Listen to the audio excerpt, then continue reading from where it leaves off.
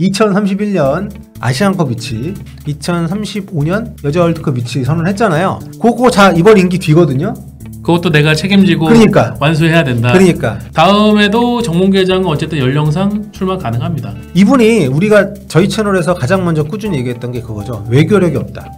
본인이 외교력이 있다 하지만 그리고 실질적으로 AFC에서 선거 나가서 받았던 맨날 꼴찌했던 그것도 좀 말씀을 드렸었고, 지금도 이분이 축구 얘기 얼마나 문외한이고 인맥이 없다는 느껴진 게 뭐냐면, 제가 알기로도 2035년 피파 여자 월드컵은 UEFA 차례로 알고 있거든요.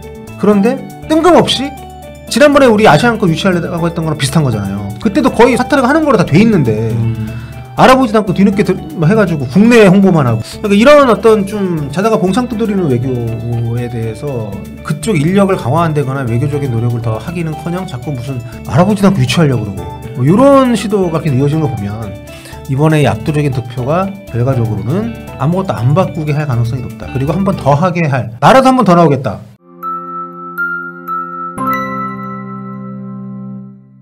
안녕하세요. 볼리TV 서영규입니다. 대한축구협회 정몽규 회장이 취임을 했습니다. 55대 회장이고요. 정몽규 회장 개인으로는 무려 4번째입니다. 4연임에 성공을 했어요. 무려 10년 넘게 한 나라에, 그것도 아시아 최고의 축구 강국이라고 할 수 있는 대한민국의 축구협회장을 역임을 하고 있지만, 아이러니하게도 이분의 최대 약점은 네트워킹입니다. 본인은 아는 사람이 많고 뭐 연락되는 사람이 많고 뭐 한다고 하겠지만, 사실 외교라는 것, 외교에서 네트워킹이라는 것, 또 한 조직의 수장으로서의 네트워킹이라는 것은 이런 알고 지내고 연락하는 게 아니죠. 실질적으로 자기가 이끌고 있는 그 협회에, 그 조직에 도움이 될 수 있는 어떤 성과들을 내야 되는 겁니다. 그런 네트워킹이나 이런 여러 가지 노력들을 활용을 해서. 하지만 임기 내내 이런 축구 외교에서 헛발질을 계속하고 있습니다.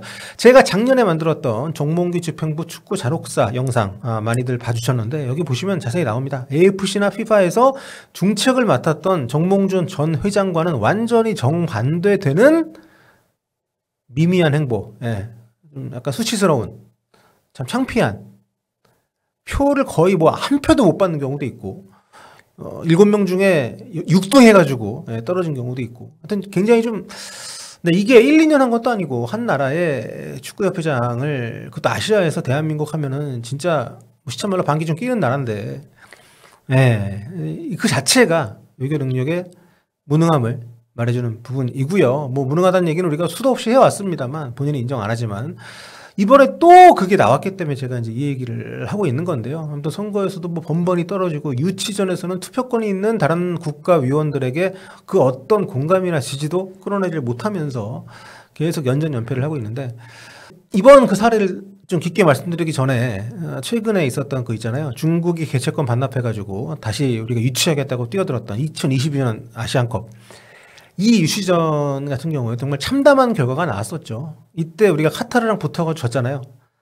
지금은 많이 알고 계시지만 빵표, 단 한 표도 얻지 못하고 정말 처참하게 패한 적이 있습니다. 그러면서 당시에 패배한 이유를 카타르의 돈벼락 때문이다. 카타르가 돈을 너무 많이 써가지고 이렇게 우리가 어쩔 수 없다. 이런 식으로 뭔가 그 카타르가 돈을 매겨서 가져간 것 같은 이런 뉘앙스로, 참 비겁하죠. 패자인데.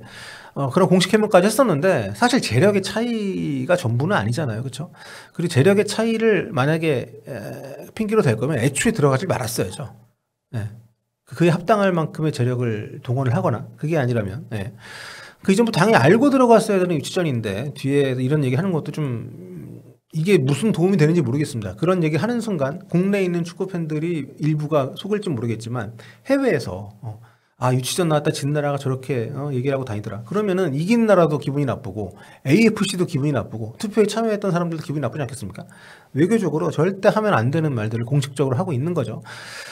제가 이 유치 실패를 여러 차례 오늘까지 다시 거론을 하는 것은, 결국에는 정보전, 네트워킹, 요게 생명인 축구 외교에서 정몽규 집행부가 얼마나 무능한지, 얼마나 한심한지를 보여주는 사례이기 때문입니다. AFC의 고위층들은 그 당시에 KFA가 유치전에 뛰어드는 걸 굉장히 어이없어 했어요. 왜냐하면 KFA가 원래 중국이 가져갈 때 원래 그 대회 유치에 뛰어들었었습니다. 근데 중국이 투표에서 이길 게 유력해 지자 빠졌어요. 끝까지 완주를 안 했습니다. 그런데 중국이 반납을 한다고 하니까 그것도 이제 좀 그 직후가 아니라 좀 지나서 갑자기 유치전에 뛰었던 그런 모양새가 된 거예요. 왜냐하면 개최권 반납이라는 게 굉장히 긴급하고 중대한 이슈잖아요. 그렇다 보니까 꾸준히 유치 의사를 밝히고 또 여러 가지 좀 그 확실한 그런 그 자신들의 보증을 해준 그런 카타르 쪽으로 많이 기울어져 있었단 말이죠. 그리고 카타르가 그 직전에 카타르 월드컵을 또 개최를 했었기 때문에 모든 인프라도 갖추고 있고. 근데 여기서 갑자기 뒤늦게 다시 유치하겠다고 나서는 게 AFC 내에서는 좀 반감 많이 샀다고 합니다. 그 자체가. 그러니까 미리 어떤 AFC 내에서 공감대 형성이 안 된 상태에서 일방적으로 그냥 발표를 한 거죠. 근데 유치라는 것이 그런 식으로 진행하지 않거든요, 보통. 예. 제가 취재한 바로는 KFA 안팎에서도 그 당시에 안 될 건 알고 있었다고 합니다. 예. 이거 그 유치를 진짜 하려고 했다라는 게 의문일 정도로 유치전 진행 자체도 이상했고요. 당시에 아니 투표권 한 장도 없는 국내에서 왜 홍보대사 선임하고 이 뭐냐고요. 아시아 전체에서 이제 표를 각 위원들한테 받아야 되는데 아무 도움이 안 되는 이런 작업. 이게 다 차기 회장 선거용이라는 거. 예. 결국에는 그렇게 해석이 될 수밖에 없는 거죠. 그 병권을 쥐고 있는 뭐 정부나 뭐 대한체육회나 이런 곳에 이제 액션을 보여주는 거고, 내가 이렇게 한국적 발전을 위해서 노력을 했다. 한 표라도 더 얻으려고 해외를 돌고 사람들 만나 설득하고 비전 제시를 해야 되는데 결국 국내 홍보전 외에 눈에 띄는 성과가 없었죠. 결국에 한 표도 못 받았으니까. 그런데 이게 아직도 안 달라졌습니다. 이번에 사연임 하겠다고 나오면서 정몽규 회장 측에서 내건 이제 공약입니다. 2031년 아시안컵 그리고 이제 피파 여자 월드컵 2035년 대회. 하지만 그 공약서에 이거를 내고 공약 발표식에서 저렇게 뉴스에서 기자들 앞에 얘기할 때 이미 정치공학적으로 어느 정도 결론이 난 사안이었어요. 아시아가 이 대회를 유치할 수가 없는 상황이었습니다. 제가 앞서도 말씀드렸습니다만 지난주에 제가 말씀드렸죠. 이거 안 되는 건데 한다. 근데 그 사이에 지난 주말 3월 6일 날 피파에서 공식 발표가 나왔습니다. 아시아에서 개최를 아시아 유치는 신청을 아예 안 받는 걸로. 그래서 결국에는 그 공약이 구라를 친 게 돼버린 거죠. 한마디로 피파는 이 대회를 아시아에 내릴 생각이 없다는 걸 이미 그 업계에 파다하게 퍼져 있는 정설이었어요. 제가 알 정도니까. 그런데 외교적으로 뭐 스스로도 자서전에서 언급을 했듯이 외교적으로 고립된 섬이다 보니까 정보가 없는 거죠. 회장도 그렇고 집행부 내에서도 그렇고 이게 공약에 들어가는데 아무런 걸림돌이 없이 떡하니 들어가서 회장이 자기 입으로 공식 발표까지 했다는 건데 불과 한 달 만에 이게 아예 말도 안 되는 공약이었다는 게 피파 공식으로 발표가 짠 된 거니까 축구 외교에 역량도 없고 개선의 의지도 없습니다. 국내 팬들 모르니까 아는 척만 그냥 할 뿐이고요. 들어보세요. 일단 지난 2023년 대회가 호주에서 열렸습니다. 여자 월드컵이. 호주, 뉴질랜드 공동 개최하는데 그래서 당분간 아시아가 개최하기 쉽지 않을 거라는 의견들이 많이 있었어요. 하지만 호주, 뉴질랜드 공동 개최, 호주가 AFC 소속이긴 하지만 어쨌든 오세아니아에 속하는 곳이잖아요. 그러니까 일본이나 중국 쪽에서 이 두 나라가 여자 축구 발전에 굉장히 진심이죠. 2030년대 여자 월드컵 개최에 관심이 많이 있었습니다. 하지만 지금 둘 다 접은 상태예요. 왜냐? 아시아가 어렵다는 것을 이미 외교적으로 다 판단이 끝났거든요. 피파가 2027년 여자 월드컵 개최권을 브라질로 밀어줬습니다. 원래 미국이 유치를 하고 싶어 했는데 피파의 스탠스가 브라질로 확실히 기울어지면서 미국이 포기를 했어요. 그런데 그걸 포기한 대신에 2031년 대회가 미국이 개최하는 것으로 지금 축구 외교 그 바닥에서는 지금 파다합니다. 유력하게 여겨지고 있고요. 그리고 그 다음이 유럽 개최다. 영국이다. 이런 얘기들이 지금 많이 나오고 있는 상황입니다. 실제로 지난주에 영국이 공식적으로 유치 선언을 했습니다.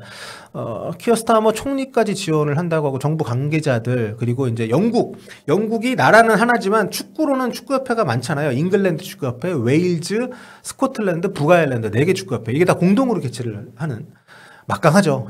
그렇게 선언을 했습니다. 그러니까 피파 2031년 월드컵하고 2035년 월드컵이 그 여자 월드컵이 피파에서 이 지역, 이 나라들을 대상으로 줄 가능성이 굉장히 높다는 게 이미 정설이었다는 거죠. 공식적으로 실제로 발표도 그렇게 했고요. 이게 피파 공식 문서인데 보시면은 피파 여자 월드컵 2031년, 2035년 대회 개최 관련해서 유치 신청을 이제 받는 그 대륙을 이렇게 좀 구분을 했습니다. 2031년 대회는 아프리카, 북중미로 이렇게 한정을 했고요. 2035년 대회는 아프리카하고 유럽으로 한정을 했습니다. 이걸 전혀 모르고 회장을 하겠다는 사람이 본인이 축구 외교 역량이 있다고 하는 사람이 이거를 공약에 떡하니 넣고 공식 발표까지 한 거죠. 기자들 다 모아놓고. 깝깝하죠. 예. 지금 피파에서 여자 축구 발전을 위해서 정말 광폭 행보를 하고 있습니다. 엄청난 투자를 하고 있어요. 2026년에는 위민스 챔피언스컵 각 대륙별로 우승한 팀들 하나씩 나와서 경기하는 요 대회가 있고 2028년에 본격적으로 여자 축구도 클럽 월드컵을 런칭을 합니다. 네, 굉장히 어마어마한 규모예요. 보시면은 직행 티켓은 아시아, 아프리카, 북중미, 남미에 각 2장씩 주고 유럽은 5장 주고 이제 플레이오프를 각 대륙별로 한 팀씩 해서 여기서 이긴 이제 3팀이 올라오는 이런 방식으로 굉장히 좀 광범위하게 남자 축구 못지않게 그 모양새를 맞춰 가는 거죠. 그러니까 이런 여자 월드컵을 개최한다거나 이런 움직임에 대해서도 상당히 피파가 많이 공을 들이고 있다는 거고요. 그런데 대한민국은 이런 어떤 부분에서 교류도 없고 투자도 없고 여자 축구 저변도 계속 우리가 지금 좁아지고 있는, 기본적으로 여자 축구를 발전시키는 그 목표의 그 줄기의 끝에 여자 월드컵 개최가 있어야 되는데 그게 아니라 단순히 실적 쌓기용, 또 공약으로 내걸기용, 성과 어떤 쌓기용, 이런 걸로 여자 월드컵 그 유치를 활용을 하는 수준에 지금 발표를 한 거니까요. 상당히 안타깝죠. 아무튼 일본은 2031년 추진을 하다가 피파에서 공식 발표 나오면서 일본 역시 좀 몰랐다, 아쉽다, 이런 그 공식 발표를 했지만 실질적으로는 내부적으로 이미 2039년 대회로 유치 방향을 좀 튼 걸로 알고 있습니다. 이런 상황에서 우리는 아무것도 모르고 공약에 2035년 걸었다가 지난주에 피파 공식 발표 나오면서 그제서야 이렇게 공약을 못 지키게 됐다는 기사까지 나오는 상황이 된 거죠. 너무 안타깝고 너무 창피합니다. 자, 회장이 됐다고 우리가 계속 그냥 에이씨 하고 넘어가면 안 됩니다. 지켜보고 좋은 방향으로 갈 수 있게끔 우리가 유도하고 챙겨봐야 됩니다, 여러분. 사회님 됐다고 끝이 아니에요. 오연임 할 수 있습니다, 지금. 농담이 아니에요.